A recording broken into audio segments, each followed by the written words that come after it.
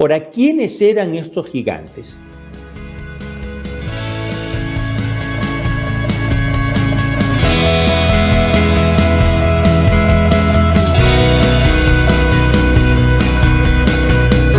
Bienvenidos a Conoce, Ama y Vive tu Fe. Este es el programa donde compartimos el Evangelio y profundizamos en las bellezas y riquezas de nuestra fe católica.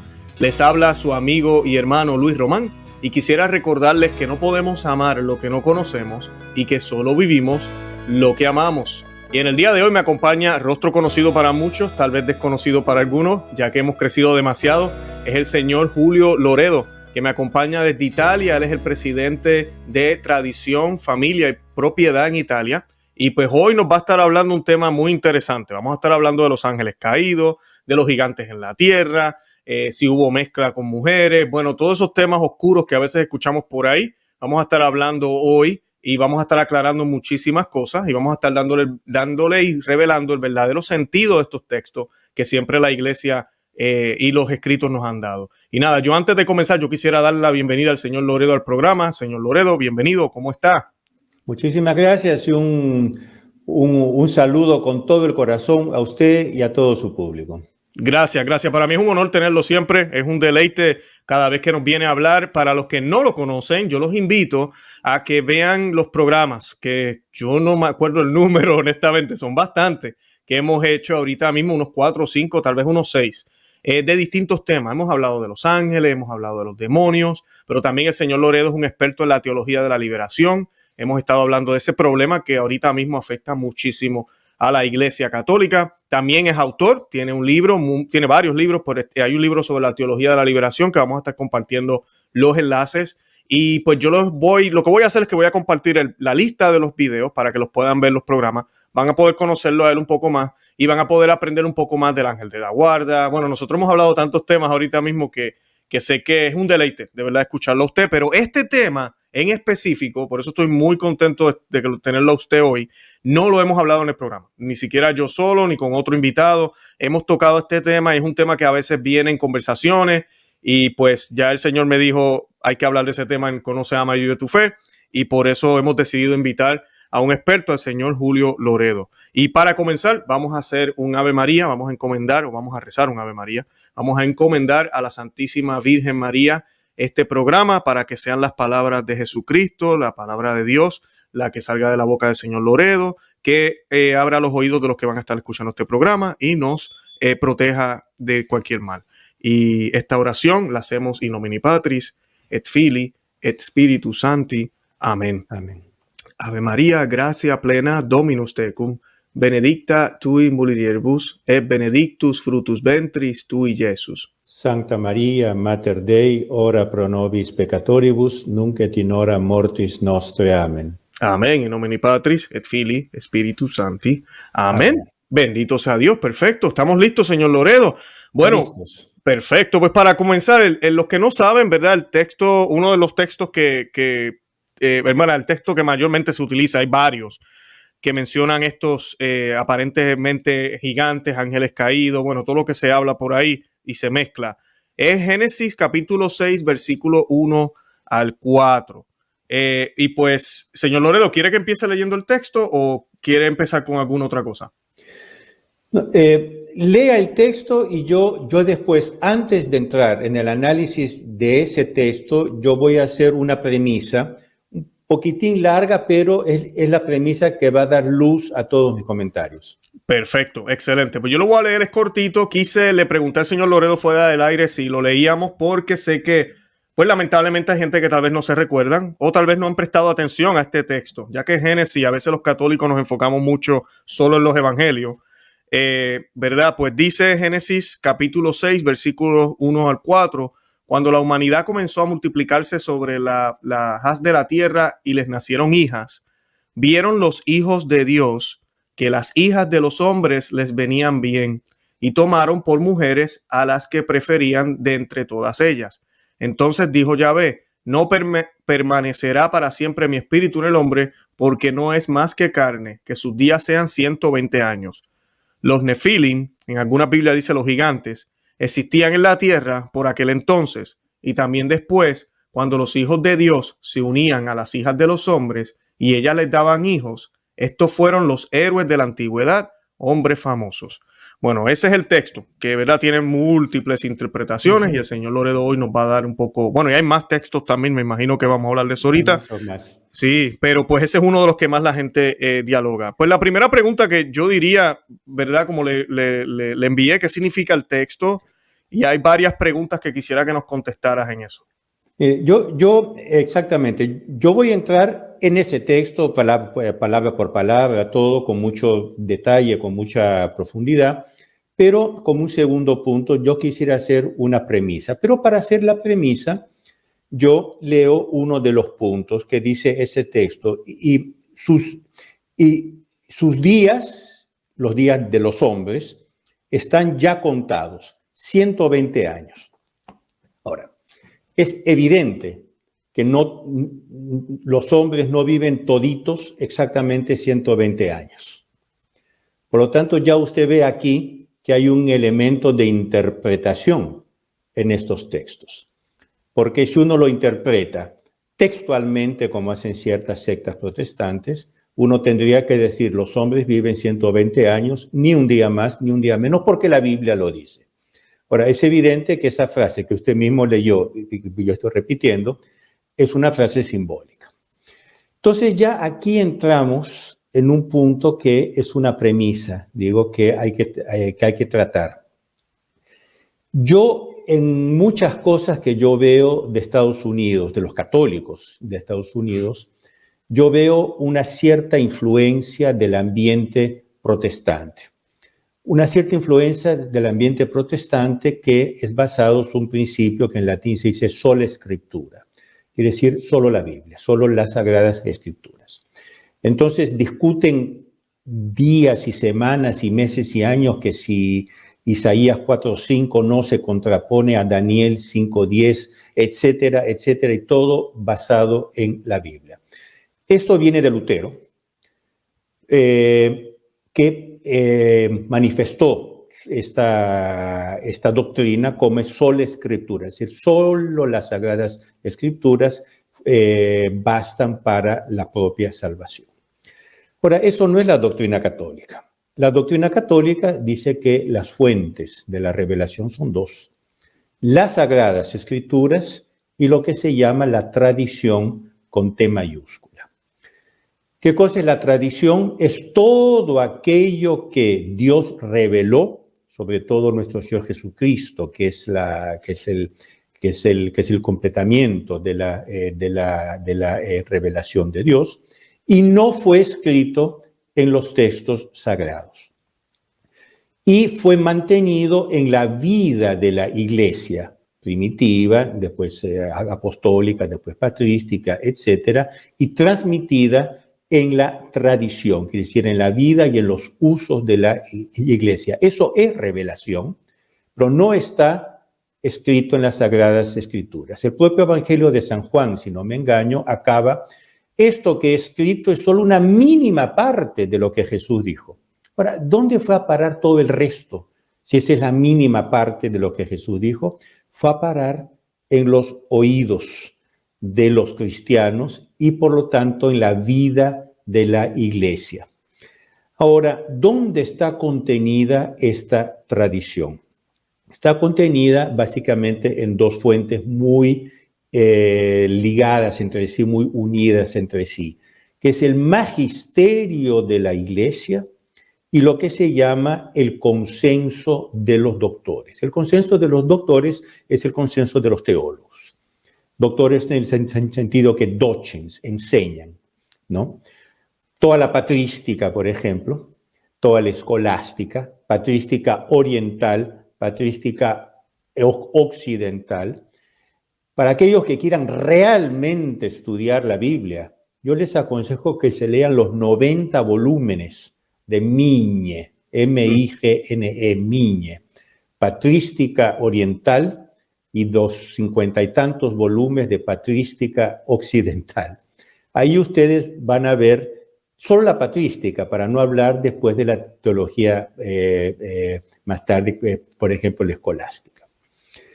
Entonces, el magisterio de la Iglesia y el consenso de los doctores, que forman la tradición, que interpretan con autoridad, sobre todo el magisterio, con autoridad las Sagradas Escrituras. Porque aquí, miren, hay que entrar en un tema muy, muy íntimo de cada uno de nosotros. Hay que tener humildad. Lutero pecó por orgullo. Si yo leo la Biblia y Dios me ilumina directamente y yo interpreto la Biblia como si fuera el Espíritu Santo. Él mismo, Lutero, decía, mi palabra es la palabra de Dios. Ahora, eso es orgullo, no es la posición católica cristiana que es basada en la humildad. Nosotros tenemos que tener humildad y entender que no tenemos los medios para entender la Biblia a fondo. Por ejemplo, yo le pregunto, no digo a usted porque no quiero ponerlo en embarazo, pero a su público. ¿Quién me puede decir la diferencia entre una actio immanens y una actio transiens? Una actio formaliter immanens sed virtualiter transiens. Es decir, una acción formalmente inmanente y virtualmente transitiva, que es un criterio filosófico. Yo no sé, yo no quiero preguntar a la gente, pero yo me pregunto, ¿quién del público me sabría decir la diferencia entre o qué es una acción formalmente inmanente, formaliter immanens, pero virtualmente transitiva, virtualiter transiens? No sé si habrá alguien que haya estudiado teología así. Ahora, todas las acciones de Dios, todas, son formaliter immanens sed virtualiter transiens. Ahora, ¿cómo quiere uno entender la acción de Dios narrada en las Sagradas Escrituras si no tiene la instrumentación filosófica para entender qué es lo que está pasando? Por ejemplo, ¿quién de su público me sabría explicar qué es la Formgeschichte? La historia de las formas. Ahora, es esencial para entender las Sagradas Escrituras, conocer la Formgeschichte, es decir, la historia de las varias formas que han tomado los textos. Ahora, esos son instrumentos muy técnicos de personas que estudian, de estudiosos, que son necesarias para conocer la Biblia. Otro problema, por ejemplo, el lenguaje. Usted mismo dijo que algunas Biblias dicen nefilim o nefilim, otras dicen gigantes, otras dicen esto. ¿Quién me puede decir cuál fue el lenguaje original de los textos sagrados? Ya el Antiguo Testamento no lo conocemos en su texto original, lo conocemos en el texto de la Septuaginta, los 70 sabios de Alejandría, que es un texto griego hecho por los sabios de Alejandría para la diáspora judaica. ¿Quién me puede decir los originales de los evangelios? Son en griego. Sí, pero son en griego, un griego muy raro, porque es un griego evidentemente que está no traduciendo, está transliterando del aramaico. Entonces es un griego muy feo, técnicamente, que es decir, desde el punto de vista gramatical y digamos de la belleza lingüística. No es un griego bonito. ¿Por qué? Porque está transliterando del aramaico. Bueno, después hay las versiones que se llama Vétera, que son las viejas versiones latinas hasta llegar a la Vulgata. Ahora, ¿quién de ustedes me sabe leer? Yo no. ¿Quién de ustedes me sabe leer los originales griegos de los evangelios?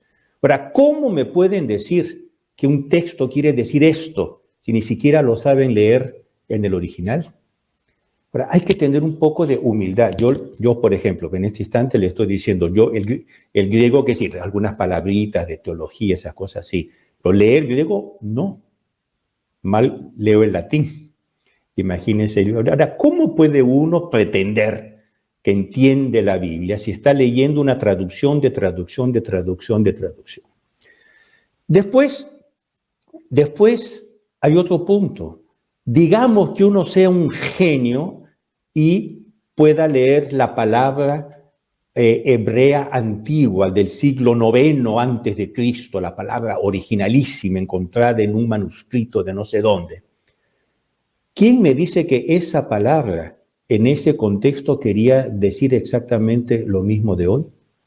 Por ejemplo, si uno lee el español medieval, el Cantar del Mío Cid, por ejemplo, en el original, uno no lo entiende. Y es español, es castellano. Que hay palabras que en esa época, estamos hablando de 8 siglos atrás, 9 tal vez, no sé, querían significar otra cosa.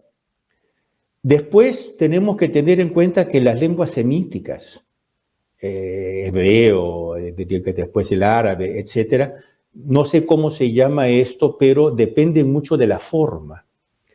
Por ejemplo, pueden ser leídas al revés o al derecho, para arriba y para abajo, pueden ser cortadas y puestas al revés. Juegan mucho, como ellos no tienen las categorías que solamente la lengua griega pondrá en las cabezas, ellos no tienen las categorías de la lógica. La estructura de las frases semíticas no es lógica, es alegórica.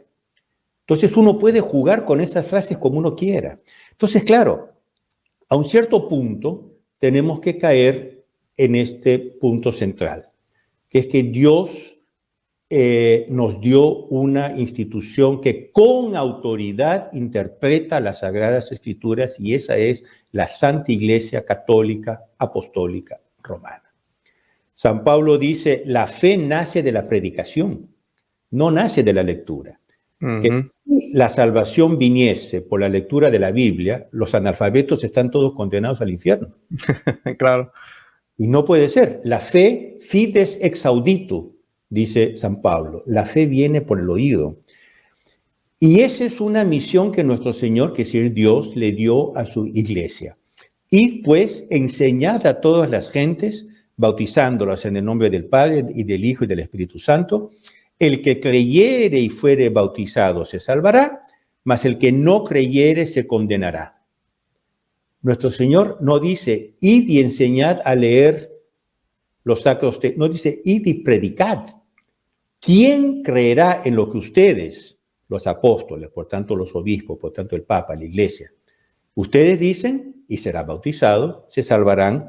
Los que no lo creyeren se condenarán.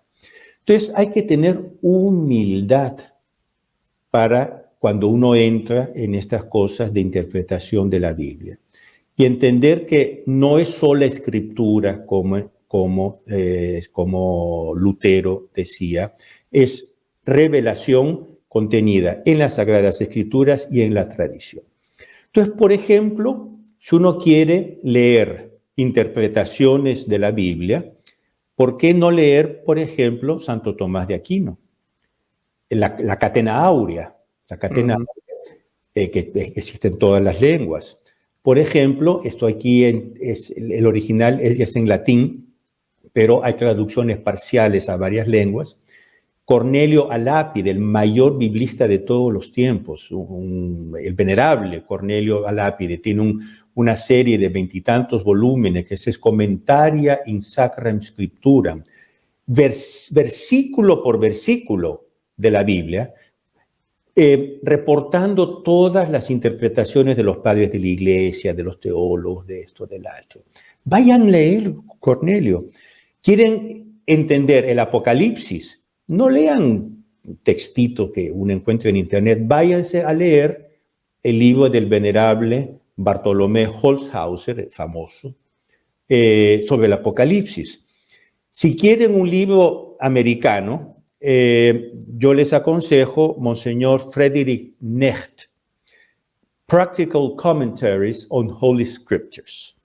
Si ustedes buscan en internet Practical Commentaries on Holy Scriptures, ahí lo van a encontrar. Entonces, y estas son interpretaciones y son comentarios hechos con autoridad científica, porque hemos visto que hace falta mucha preparación incluso científica para entender la Biblia, y preparación y autoridad doctrinal, porque son libros apoyados por la iglesia con imprimatur, con Nicky Lofstad. Este obispo, este libro, por ejemplo, Practical Commentaries on Holy Scriptures, tiene decenas de cartas de presentación de obispos.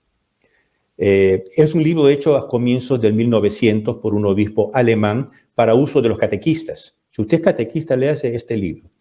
Bueno, dicho todo esto, que es una inmensa premisa, por lo tanto, no entra en esa cosa así, Mateo 4:15, no, pero Marcos 10:16. Tomen una actitud más elevada, ¿no? Entiendan que Mateo 4:15 ya fue explicado por 80 teólogos con mucho más autoridad que yo y mucho más conocimiento que yo, y ya fue explicado por el magisterio. Bueno, entrando en eso, entrando en su texto, ¿no? La famosa el famoso Génesis 6:1-4. Viendo los hijos de Dios que las hijas de los hombres eran hermosas, tomaron para sí mujeres. Ya ve que esta frase que yo leí es diferente de la que usted leyó. Sí, lo es de la Nácar Colunga española. Ya ve ahí, ¿a quién le puedo creer? ¿A su Biblia o a la mía? Sí, las dos son verdaderas, pero no hay que quedarnos esta palabrita aquí, esta palabrita ahí, porque incluso en dos Biblias, usted ha citado una Biblia católica, no sé cuál, pero es una Biblia católica. De Jerusalén, pero no recuerdo qué edición, para serle honesto. Pero es la Biblia de Jerusalén que es usada por la iglesia. Yo aquí lo he tomado de la clásica Biblia Nácar Colunga española.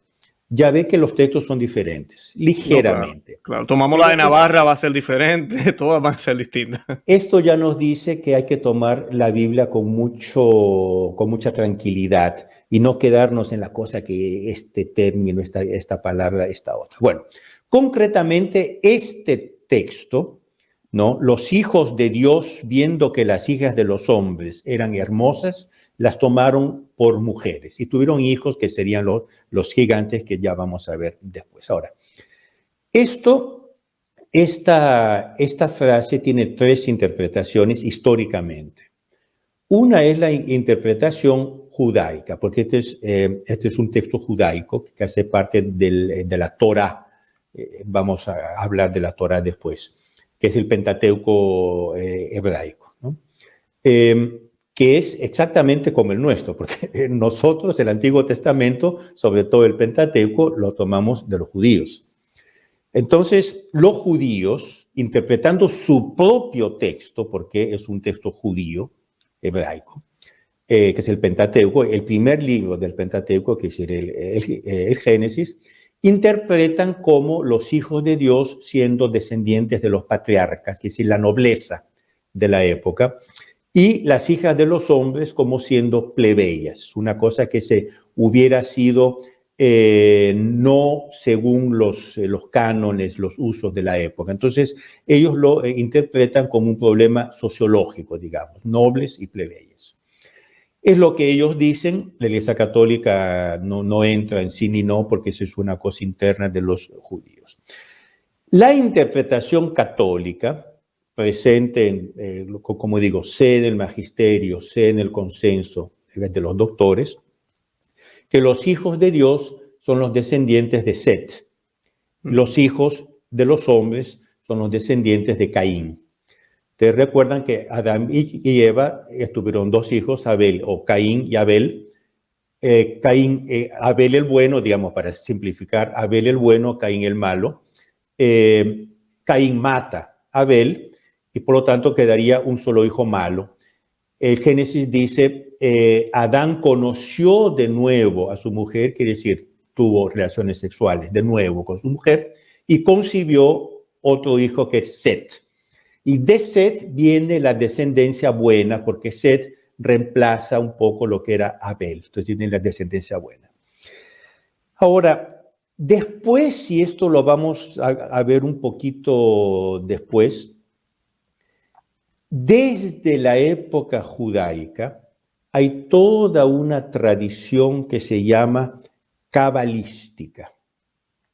Porque en la tradición hebrea, es decir, hasta nuestro Señor Jesucristo, digamos en el Antiguo Testamento, los hebreos se basan básicamente en dos niveles de textos.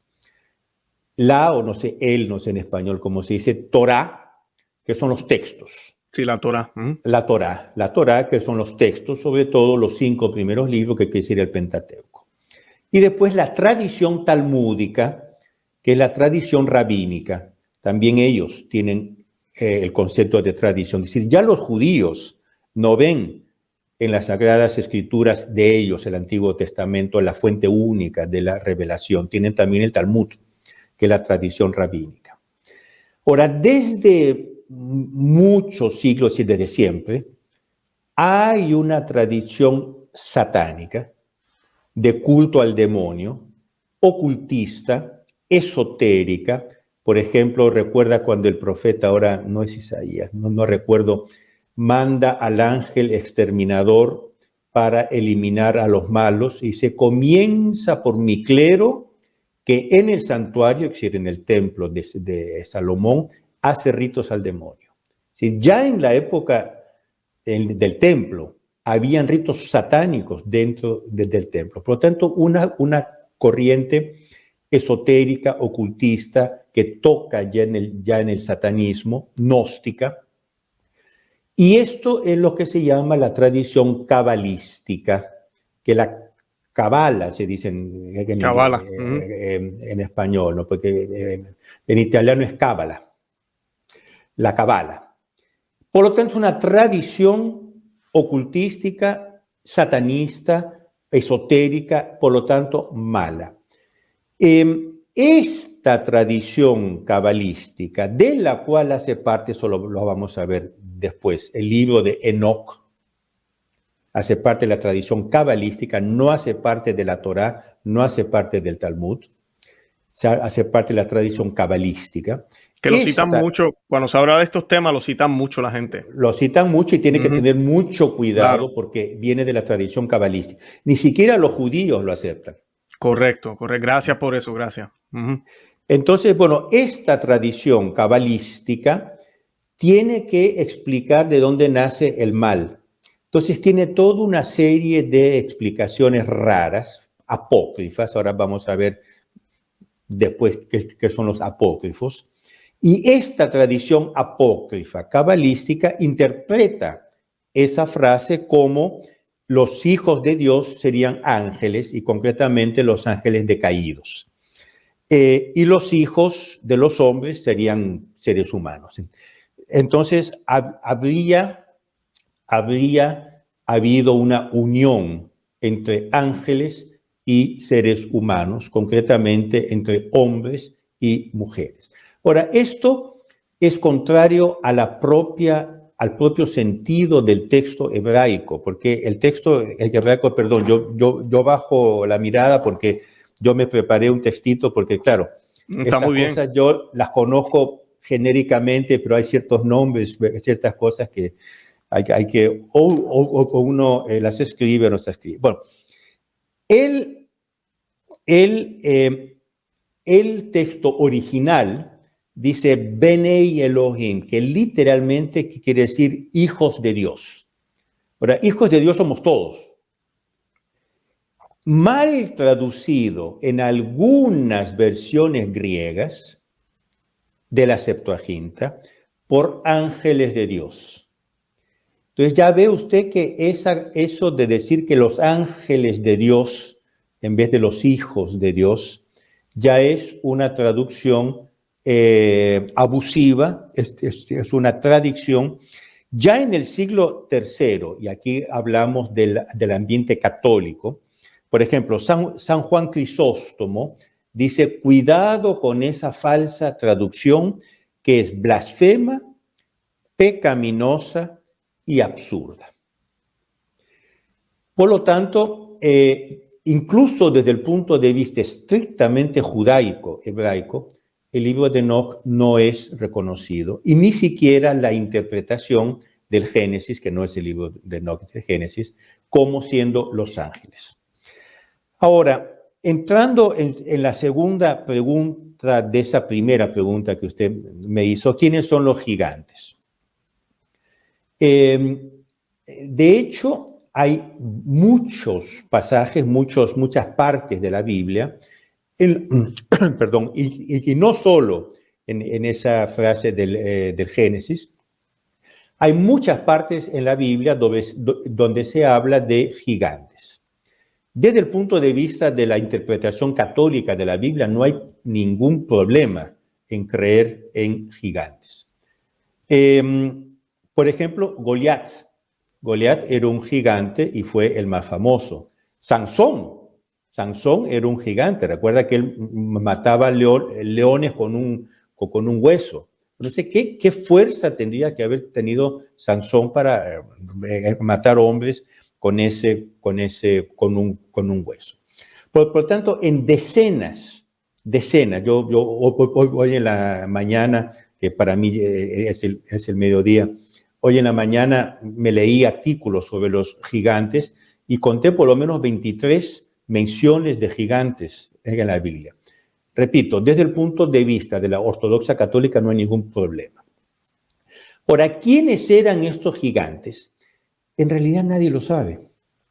Para comenzar, Nefilim. Ese es uno de los muchos nombres, ¿no?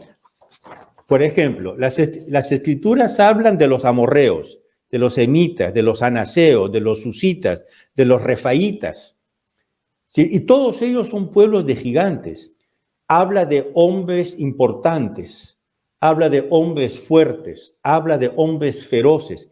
Es decir, hay, no digo 80, pero así, por decir, hay 80 palabras que todas quieren decir hombres grandes, gigantes y fuertes. Por lo tanto, es un hecho, digamos, histórico que habían estos gigantes.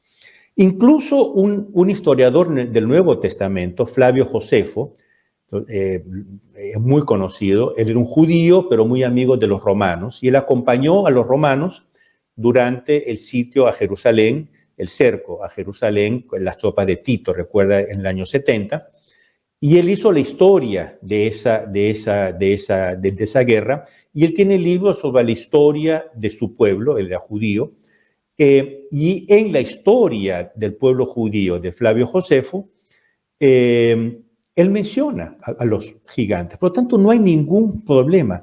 Ahora, yo no sé por qué uno, ya cuando se habla de gigantes, dice, no, son seres extraterrestres. Hoy en día hay razas de gigantes. Por ejemplo, los watusis.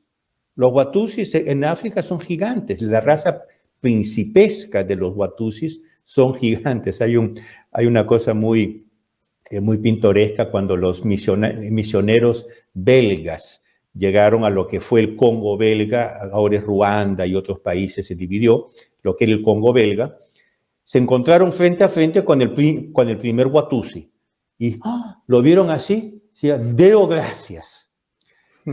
Tan así que Deo gracias, este Watusi creyó que era que le estaban dando el nombre. Y de ahí que el primer rey Watusi que se bautizó se llamaba rey Deo Gracias. Wow. Nosotros conocimos porque desgraciadamente falleció hace muy poco tiempo, al último rey Watusi, al rey Kigali IV, que vivía en Washington. Él venía a nuestras cosas, era católico, porque todos los Watusi son católicos. Él medía 7 foot something. 7'4", 7'5". 7 pies con 5, ya. No sé cómo traducirlo al español, pero es alto. 2 metros 20, 2 metros 30. Sí, súper alto. Ustedes entren en internet y vean Kigali IV y van a ver el tamaño de hombre. Claro. Yo leí un libro muy interesante de un explorador italiano, años 30, años 20, años 30, y él tiene fotos de los Watusis. Si recuerdo, los príncipes Watusis con sus mujeres, las mujeres medían 1,80 m y le llegaban a la cintura a los príncipes Watusis. Ahora, estos son gigantes. Ahora, yo no entiendo si hoy en día tenemos gigantes, ¿por qué crear mitos extraños que vienen de vienen de Orión. Por ejemplo, anteayer, el sábado pasado hice una conferencia en Cremona, aquí en Italia, sobre los ángeles, y alguien dijo, no, los gigantes vienen de Orión. ¿De dónde sacó eso? Entonces, los gigantes existieron, aún existen hoy, como existen los pigmeos, que es del otro lado, porque son hombrecitos pequeñitos. No hay nada contra el dogma de que existan gigantes. De dónde vinieron no se sabe, porque ahora no se sabe tantas cosas. Por ejemplo, de dónde vinieron los apaches en Estados Unidos. Hay teorías. Vinieron de aquí, vinieron de allá. Los aztecas, que vinieron de Aztlán. Son cosas que no se saben y son cosas mucho más recientes que los gigantes del Antiguo Testamento. Por lo tanto, no se sabe. ¿Existieron? Sí. ¿De dónde vinieron? No se sabe. Punto. Usted me pregunta en esa primera pregunta, ¿es posible que ángeles y mujeres puedan concebir y por lo tanto dar a luz? Y la respuesta es muy simple, no.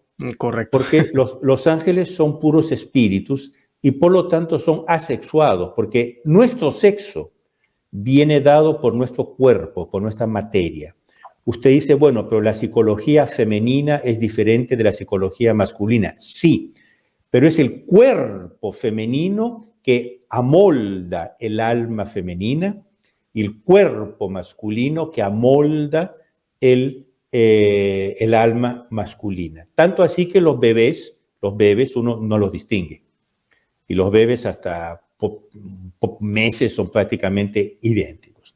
Los ángeles son asexuados y todos citan esta frase del Evangelio de San Mateo. Nuestro Señor dice, entonces respondiendo Jesús les dijo, erráis ignorando las Escrituras y el poder de Dios, porque en la resurrección los hombres ni se casarán ni se darán en casamiento, sino serán como los ángeles de Dios en el cielo. En el cielo no existen familias porque no existe casamiento. Entonces los ángeles son estériles para concebir con seres humanos, porque no tienen ontológicamente, es decir, en su ser, no tienen la capacidad, la virtualidad, como se dice en filosofía, de concebir con una mujer. Usted dice, bueno, pero el Espíritu Santo concibió con Nuestra Señora. Sí, por un milagro único en la historia, pero allí fue Dios directamente, ella no concibió con San Gabriel. No, sí, eso es una gran diferencia. Una gran diferencia.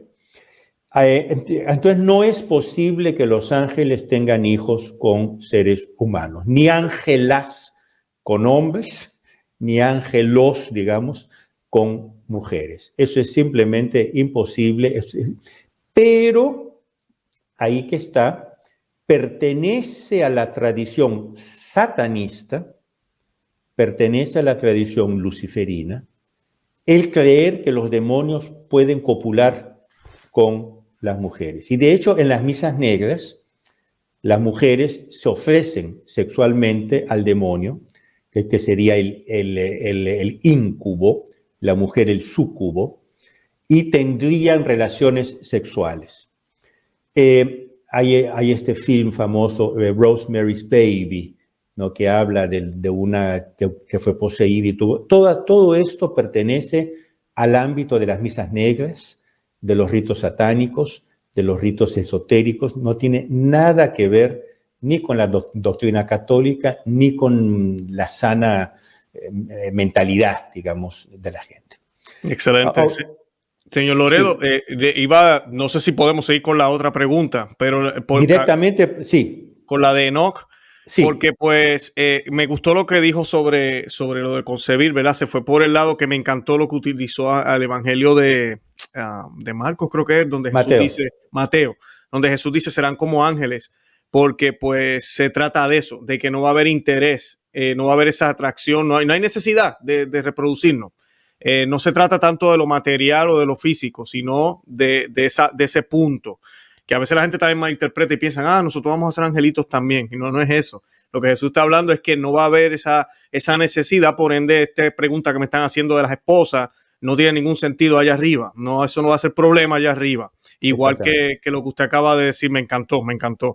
Ahora, el libro de Enoc, que ahorita hablamos de eso, lo citan muchísimo, y usted acaba de decirlo, me encantó, mencionó la Cábala, muchas personas que siguen Nueva Era incluso, están muy mezclados con esto, donde supuestamente habla de los orígenes de los demonios, de los gigantes, de la palabra Nefilim, y sobre por qué algunos ángeles cayeron del cielo, y una explicación de por qué el diluvio que se hizo, que está reportado en Génesis, era moralmente necesario. Yo he escuchado también, y sé que esa no se la mandé, creo. No, sí, es la próxima pregunta. Más o menos ahí podemos, como si, yo he conocido de que, y hay inclusive mucha arte en la internet, uno encuentra imágenes donde muestran como si los demonios son los que le muestran al ser humano todos estos pecados aberrantes que inclusive hoy en día vemos, que uno dice, ¿dónde se le ocurrió? Pues son ellos, y que por eso fue que moralmente era necesario que se destruyera el mundo, ¿verdad? En aquel momento con agua. ¿Qué nos puede decir de todo eso?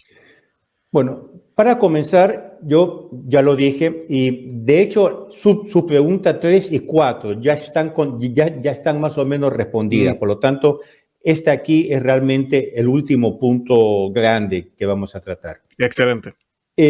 Ustedes tienen que tomar en cuenta el concepto de texto apócrifo. Apócrifo, apócrifa en plural, en griego apócrifon, el singular, significa oculto. Oculto en el sentido que no se ve. Pasó al lenguaje más moderno, pero moderno ya hace siglos, como un texto no oficial. Entonces, hay muchos textos apócrifos, por ejemplo, judaicos. Los propios judíos, y repito, nosotros, cristianos, y los judíos coincidimos en reconocer como canónicos algunos libros del Antiguo Testamento. Ya los judíos rechazan toda una serie de libros ya llamados apócrifa, en griego, por los propios judíos, entre ellos el libro de Enoc, pero hay otros tantos. Por lo tanto, el concepto de libro canónico, quiere decir, entre comillas, oficial, y libro apócrifo, quiere decir, extra, fuera, ya existía y existe incluso en el mundo judaico. Ahora, hablando de textos apócrifos para el mundo cristiano, los hay de tres tipos. Eso es muy importante saberlo. Uno, hay libros apócrifos que son históricos, que son verdaderos, fueron escritos por personas de buena voluntad, de buen espíritu, qué sé yo, una persona que conoció a nuestro Señor Jesucristo porque lo oyó predicar y después escribió cosas sobre él. Por tanto, hay diversos textos, el Pastor de Hermas, la Didache, etcétera, que son textos históricos que la Iglesia considera incluso verdaderos en muchos puntos. Incluso hay una fiesta litúrgica, de eso ahora se me fue de la cabeza, que es tomada de los apócrifos, no de los textos canónicos. El nombre de los padres de la Virgen María, Santa Joaquín, estaba pensando en eso, y Santa Ana, son tomados de los apócrifos. Claro, no está en la Biblia. El nombre de los 3 reyes magos, Melchor, Gaspar y Baltasar, es tomado de los apócrifos. Incluso, ahorita se me fue de la cabeza, pero hay una fiesta litúrgica de Nuestra Señora que es basada en los apócrifos. Por lo tanto, hay algunos textos apócrifos. Señor Loredo, debe ser la presentación de la Santísima Virgen María. La presentación, cuando la llevan al templo, yo creo que es eso, ¿no? Sí, que están los libros apócrifos. Entonces, son textos apócrifos, digamos, buenos, se pueden leer, son textos incluso muy interesantes, etcétera, pero que no fueron considerados por la Iglesia como haciendo parte del canon de la Biblia. Eso ya lo vamos a ver ahora. Hay otros textos, por el contrario, que son apócrifos, yo los llamaría malos, que son los apócrifos cabalísticos, porque esta tradición cabalística, es decir, satanista, ocultista, esotérica, mágica, continuó desde el Antiguo Testamento hasta el actual. Por ejemplo, una de sus ramas es la masonería, condenadísima por la Iglesia. Hay más de 300 documentos de la Iglesia condenando la masonería. Es una de las ramas de esta tradición cabalística. Entonces, hay textos apócrifos que vienen de esta tradición cabalística. Por ejemplo, el libro de Enoc. Ahora, hay otros que, por lo tanto, ya son libros apócrifos, comillas, malos, sin comillas, malos. Hay una tercera categoría que son textos apócrifos gnósticos. El gnosticismo viene de la tradición cabalística, por lo tanto mala, pero ellos crearon textos ad hoc para poner desorden, para crear confusión en la iglesia primitiva. Entonces, en la iglesia primitiva hubo una plétora, hubo una multiplicación de textos. Repito, textos verdaderos, buenos, incluso santos, pero no canónicos, textos cabalísticos y textos gnósticos escritos contra la iglesia. Pero yo aquí, por ejemplo, cito algunos textos apócrifos. El Enoc etiópico, el libro de Enoc eslavónico. Ya aquí comenzamos por aquí. Esos que le dicen que el libro de Enoc dice, ¿a cuál de los dos libros se están refiriendo? ¿Al etiópico o al eslavónico? La Asunción de Moisés, tercer libro de Esdras, cuarto libro de Esdras, Apocalipsis de Baruch, Apocalipsis de Abraham, Apocalipsis de Daniel, los Salmos de Salomón, los Salmos de Manasés, el Testamento de los 12 patriarcas, la Ascensión de Isaías, etcétera, etcétera, etcétera. Entonces, yo hoy me leí también para preparar esto, toda la lista de los textos apócrifos, son páginas y páginas. Evangelios apócrifos. Por ejemplo, yo les cito algunos, porque son decenas. Protoevangelio de Santiago, el Evangelio de la infancia de Jesús, el Evangelio de Gamaliel, el Evangelio egipcio, Evangelio de San Pedro, etcétera, etcétera, etcétera. Si ustedes quieren leer sobre los textos apócrifos, entren en internet y vean Catholic Encyclopedia, en inglés, Catholic Encyclopedia, y vayan a la A, apócrifa, y ahí sale un artículo muy bien hecho sobre los textos apócrifos. Ahora, la Enciclopedia Católica también está en español, ¿verdad, señor Loredo? Sí, yo la leo en inglés, la versión original, porque hay la New Catholic Encyclopedia que... Ok, no, es para los que no hablan inglés. Yo utilizo la que usted acaba de decir, la utilizo, sí. Y lo que a veces le doy translate en el mismo browser, sí. Aunque no es lo más recomendable, pero a veces lo hago para estar seguro que estoy leyendo. Pero en todo caso, cuando ustedes quieran saber cosas, lean las enciclopedias, lean los libros, no se lean textitos así secundarios. Ahora, el libro de Enoc es un libro apócrifo, judaico, creado a partir de varios textos, concretamente 5 textos, que nacen en un ambiente judío llamado hasidita. Los hasiditas eran los hebreos milenaristas, los hebreos superortodoxos. Esa línea que sigue hoy, yo no sé si se ha visto fotos, usan unos sombreros de piel enormes, negros, y unas barbas con unas trenzas. Bueno, esos son los hasiditas. Ahora, los propios hebreos, en el concilio hebreo, no concilio de la iglesia, de Jamía, que es en el año 92, oficialmente condenaron el libro de Enoc, los propios judíos, porque esa línea hasidita no es considerada una línea ortodoxa por los propios judíos. Bueno, en todo caso, estos 5 libros se perdieron, pero fueron traducidos al etíope antiguo. A partir del siglo IV se perdió completamente, ya nadie habló del libro de Enoc porque todos lo consideraban apócrifo. Por lo tanto, hubo un consenso, y repito, consenso judío y cristiano, de considerarlo apócrifo. El libro de Enoc comenzó a ser redescubierto en el Renacimiento por una corriente revolucionaria que se llamó el cabalismo cristiano, íntimamente mezclado con el esoterismo, que decían contra la doctrina de la Iglesia, el medioevo, toda la cristiandad medieval, hay que recuperar la sabiduría oculta de los antiguos magos, de los antiguos brujos, de la corriente cabalística. Entonces nace en ambiente cristiano, en el 1400, una corriente llamada cabalística que deriva inmediatamente en el esoterismo, en la magia, en el satanismo. Pero de aquí nace unas ganas, un deseo de redescubrir el libro de Enoch.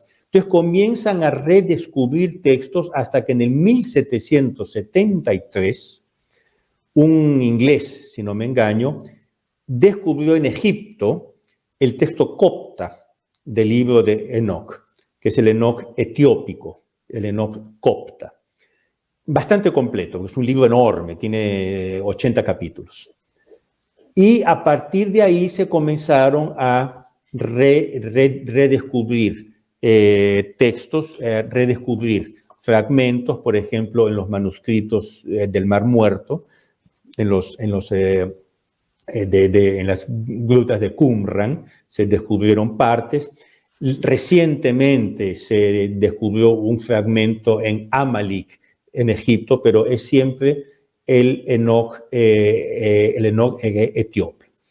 Ahora, si ustedes quieren, si alguien quiere seguir la corriente esotérica, mágica, cabalista, que la siga, cada uno es libre de hacer lo que quiera, porque no la llame católica, que no la llame según la ortodoxia católica. Y ese es el libro de Enoch. Ahora, hay un hecho que la epístola de San Judas, que es la última epístola antes del Apocalipsis en la Biblia católica, que es muy corta, menciona a Enoch. Todo el mundo dice que menciona el libro de Enoch. No, menciona Enoch. Y cita una frase que parece tomada del libro de Enoch. Ahora, quien habla del libro de Enoch no dice que todas las frases que cita sean falsas. Es claro que no es.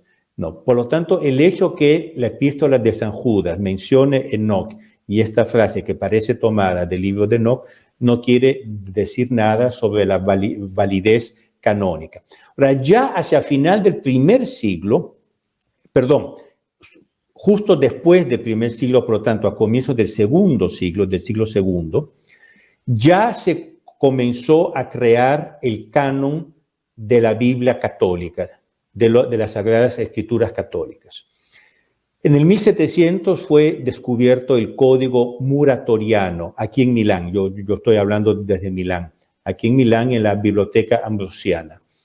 Se llama muratoriano porque lo descubrió un sacerdote que se llamaba no sé qué Muratori. Este código menciona el canon oficial de la Biblia en el segundo siglo. Por lo tanto, en el segundo siglo, la Iglesia, aparte 2 o 3 libros que estaban en duda y que un poco después, 100 años después, el Papa San Dámaso, cuando ordena a San Jerónimo de traducir al latín la Biblia, que es el origen de la Vulgata, él define todos los libros canónicos de la Biblia. Por lo tanto, la Biblia, como la conocemos, existe desde el siglo IV, pero 95% ya existía desde el siglo II, según lo demuestra el Código Muratoriano. Después, mucho más tarde, el Concilio de Trento, en 1570, define de nuevo dogmáticamente el canon de la Biblia. Por tanto, y obviamente el libro de Enoch no está. Claro. En el canon de la Biblia. Perfecto, excelente. Gracias, señor Loredo. Ahora, la otra pregunta que yo quería hacerle, esto ya es uno de los episodios que yo creo que es importantísimo en el Antiguo Testamento, cuando ya, ¿verdad? El número, ¿verdad? ¿Cómo podemos, voy a leer la pregunta como se la escribí, ahí vamos. Dice, ¿cómo podemos interpretar la mención de gigantes en Números 13, ¿verdad? Número capítulo 13, donde Moisés envía espías a ver la tierra de Canaán y dicen ellos ver gigantes en ella. Tenemos la reacción de Caleb, ¿verdad? En aquel momento, que 45 años más tarde, Josué, bendiciendo a Caleb, obtuvo, como le fue prometido por Dios, a Hebrón, el territorio que era llamado, y la palabra Quiriat Arba, pues Arba fue un famoso descendiente del gigante Anak. Y esto está en Josué, los que quieran buscar, Josué 14, 6 al 13 y Josué 15, 13 al 14. Hay más que leer ahí, pero más o menos me enfoqué en eso. ¿Qué nos puede decir de eso? No, eso ya está respondido cuando dije que los gigantes existieron y ese es un hecho histórico. Es un hecho histórico, existieron, tuvieron varias ramas, hay incluso en el Nuevo Testamento una mención, no recuerdo dónde. Por lo tanto, todo esto no tiene nada que ver. Ahora, ¿qué es lo que dice esto sobre los supuestos orígenes demoníacos o angélicos de los gigantes? Nada. Dice simplemente que habían gigantes. Correcto. Y esto, como dije, es un hecho histórico. Ahora, usted me preguntó una cosa que le respondo rápidamente. No fue el demonio que enseñó a los hombres algunas maldades. Ahora, el pecado tiene una raíz en la naturaleza decaída del hombre. Por lo tanto, el hombre tiene una tendencia a pecar. Lo que se dice en arca abierta, el justo peca, como se dice en español, ¿no? Una tendencia a pecar. Ahora, no es que todo pecado sea inducido directamente por el demonio, pero es evidente que al demonio interesa que el hombre peque, porque cuando el hombre peca, se convierte en esclavo del demonio, por lo tanto, él puede esperar que esa alma se pierda y la agarre él para el infierno. Por lo tanto, es de suponer que todo acto o todo pensamiento o acto malo del hombre sea al menos ayudado, cuando no inducido por el demonio. No quiere decir que todo acto mal sea directamente el demonio que lo está provocando. Por lo tanto, se puede decir que todas las maldades de los hombres, el demonio tiene interés en fomentarlas. Esto sí, en fomentarlas en mil modos, creo que ya hablamos en otro programa.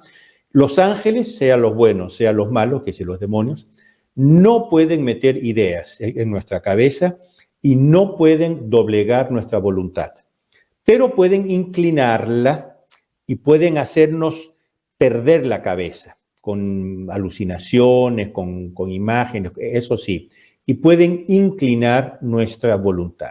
Entonces, todo el mal que ha habido en la historia es de suponer que si no fue directamente inducido por el demonio, al menos haya sido fomentado, haya sido ayudado por el demonio. Esto no excluye que, así como hay apariciones de la Virgen María, del Sagrado Corazón de Jesús, incluso de ángeles, en Fátima, yo estoy hablando, yo no sé cuándo va a ir en onda, pero el 13 de octubre se está celebrando la última aparición de la Virgen de Fátima, que comenzó con 3 apariciones del ángel del Portugal, del ángel de la paz, a los 3 pastorcitos. En las apariciones, la Virgen María, nuestro Jesucristo, etcétera, enseñan cosas, dicen cosas a las personas que aparecen. Se puede suponer perfectamente que en apariciones demoníacas el demonio enseñe cosas a los hombres. ¿Por qué no? Si los ángeles pueden enseñar cosas, ¿por qué los demonios no pueden enseñar cosas? Por lo tanto, es perfectamente ortodoxo y no hay que ir a la tradición esotérica, cabalística, no, hay que ir a la teología católica simple. Es perfectamente ortodoxo creer que el demonio pueda enseñar cosas a los hombres en la línea del mal, así como los ángeles pueden enseñar cosas en la línea del bien. Como dije, el ángel de la paz, el ángel del Portugal, que apareció a los 3 pastorcitos de Fátima, les enseñó cosas. Por lo tanto, no hay nada contra la ortodoxia católica el decir esto. Ahora, usted tiene razón que dice, hay ciertas maldades que superan la maldad humana y hay que suponer una acción diabólica. Existe la posesión diabólica. Y existe un poco menos que posesión, se llama infestación, que es un grado menor de posesión. Existe la infestación diabólica. Uno ve, pues, por ejemplo, las cámaras de gas que mataban judíos. Hace falta mucha, pero mucha maldad para hacer una cosa de esas. Meterlos en la cámara de gas diciendo que van a tomar una ducha, van a ducharse y lanzar ese gas. Mucha maldad. Esos son almas torcidas por una infestación, cuando no una posesión diabólica. Entonces, perfectamente posible, perfectamente probable, y no hace falta que los demonios se unan con mujeres para dar a hijos y cosas. Eso puede pasar tranquilamente en cualquier momento, así como los ángeles enseñan verdades a los hombres, los demonios pueden enseñar falsedades y maldades a los hombres. Excelente. Ahora, última preguntita, señor Loredo. ¿Quién peleó contra Jacob? Que a veces hay malas interpretaciones con eso también. ¿Un ángel? ¿Un gigante? ¿Fue un ángel caído? ¿Ángel de Dios? ¿Esta pelea fue física? Entonces, hablar de eso? Uno, que la pelea fue física, lo fue porque la Biblia dice que incluso se enroscaron en el suelo, ¿no? Por tanto, fue una pelea física. Ahora, que fue un ángel es muy claro, y es la interpretación clásica tradicional de siempre, por varios motivos. Para comenzar, Jacob le pide una bendición al ángel. Ahora, una bendición se pide a un ser superior, a Dios. El ángel de por sí no puede bendecir. Cuando un ángel bendice, como cuando el Papa bendice, él bendice en nombre de Dios, ¿no? La benedictio vobis sunt potestas in nomine Patris et Filii Spiritus Sanctis. Incluso el Papa no dice yo lo bendigo en nombre de Francisco, ¿no? El Papa mismo dice en nombre del Padre, en nombre del Hijo. Por lo tanto, una bendición viene solo de Dios. Puede venir a través del Papa, de un obispo, de un sacerdote, puede venir a través de un patriarca, etcétera, de un ángel, pero en el fondo viene de Dios. Por lo tanto, el hecho que Jacob pida una bendición es que viene de Dios. Segundo, el ángel le cambia el nombre. Para solo Dios tiene poder para cambiar el nombre. Porque dice, de ahora en adelante te llamarás Israel, que quiere decir fuerte contra Dios.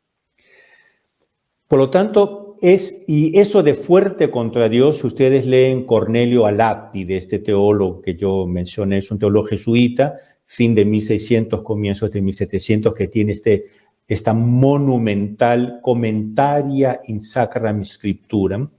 Él comenta largamente este episodio y lo comenta en el sentido por qué Jacob tuvo que luchar contra Dios.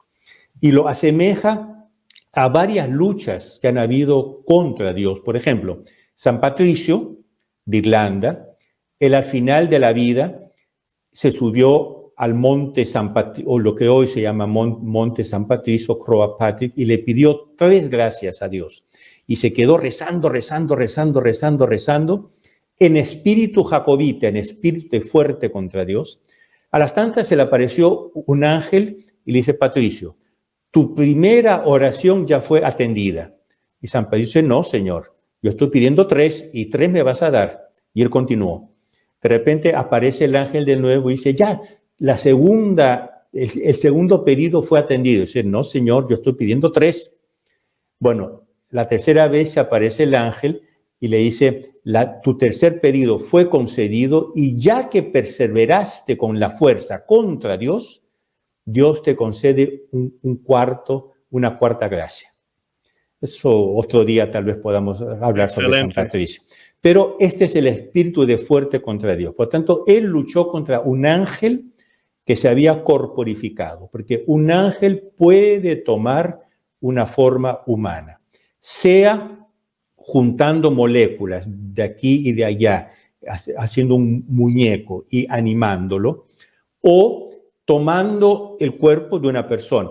Por ejemplo, cuando San Pablo encuentra una persona que le dice, no, tú no vas por aquí, tienes que ir para allá porque tú tienes que ir a Macedonia. Él dice, era el ángel de la guardia de Macedonia que se me apareció. Ahora, era un hombre. Y San Pablo dice, era el ángel de la guardia que me está llamando a Macedonia para que yo evangelice Macedonia. Por lo tanto, es perfectamente ortodoxo, es perfectamente plausible que un ángel aparezca con facciones humanas. Y fue contra un ángel que Jacob luchó. Excelente, perfecto, señor Loredo. Gracias, gracias, gracias. Tremendo. Yo quisiera pues darle un minutito si quiere concluir con cualquier cosa que nos quiera añadir. Yo sí les quiero decir a las personas, hoy que hablamos de gigantes, hablamos de ángeles caídos, no nos olvidemos que el gigante de gigantes es Dios. Y si estamos en gracia, andamos con el gigante de gigantes. Dice las Sagradas Escrituras, no nos tenemos que preocupar por nada. Lo que tenemos que sí hacer es mantenernos en gracia, para que no perdamos la protección del gigante de gigantes y la bendición que nos da Él, de que la primera es estar vivos, estar aquí, que haber dado a su propio Hijo por nuestros pecados. Y siempre y cuando nos pongamos en gracia, mira, las puertas del cielo están disponibles, están abiertas para nosotros. Señor Loredo, ¿algo más que quiera añadir? Yo iba a decir exactamente lo que usted dijo, tal vez con otras palabras, pero exactamente lo que usted dijo. Yo me dirijo a mis hermanos o a nuestros hermanos católicos. Nosotros somos hijos de una iglesia que tiene 2000 años. En estos 2000 años, la iglesia ha desarrollado un magisterio, una liturgia, una doctrina, una pastoral bellísima. No nos dejemos engañar por estupideces. Si queremos saber la verdad, vamos a la fuente límpida, a la fuente cristalina de la ortodoxia católica. Vamos al catecismo, sea el catecismo es el nuevo o el compendio del catecismo, sea el catecismo de San Pío X, sea el catecismo del Concilio de Trento, porque dicen la misma cosa. Que queremos conocer cosas, vayamos a los libros de los teólogos, libros de los santos, al libro de los comentarios. Por ejemplo, hay un sacerdote francés, Berthet, que siglo XX, por lo tanto es reciente, que tiene 3 o 4 volúmenes comentando los evangelios, como si fuera una novela. Él va contando los evangelios como si fuera una novela y lo va comentando. Son los comentarios sobre los evangelios de Padre Berthet. Tenemos un tesoro en nuestras manos. ¿Por qué vamos a ir a agarrar aguas sucias de no sé dónde? Exacto. Exacto, señor Loredo, gracias, de verdad que sí. Yo voy a compartir los enlaces de todos los programas que hemos hecho con el señor Loredo. Voy a también compartir el enlace de la TFP para los que quieran ayudar a esta gran causa, movimiento, tradición, familia y propiedad, que hacen un trabajo excelente. Yo he hablado de ellos aquí, mi hijo inclusive es miembro también acá en los Estados Unidos, y pues de verdad que son hombres que, como lo he dicho muchísimas veces, estamos en tiempos revolucionarios, quieren sacar a Dios del mundo, nosotros debemos y tenemos que actuar como contrarrevolucionarios. Y de verdad que un gran ejemplo lo da la tradición, familia y propiedad en todo el mundo, en todo lo que hacen, en todo lo que escriben, en las conferencias que nos brindan, en toda la labor bonita que hacen de evangelización, de ayuda, de todo lo que hacen. De verdad que son hombres dedicados completamente a Dios, soldados de Cristo y caballeros de María. Y pues nada, yo con eso me estaría despidiendo. Señor Loredo, gracias un millón. De verdad que le deseo lo mejor. Yo voy a estar orando mucho por usted. Invito a la audiencia a que recen el próximo rosario que usted va a hacer en su casa. Lo va a hacer por el señor Loredo y por tradición, familia y propiedad.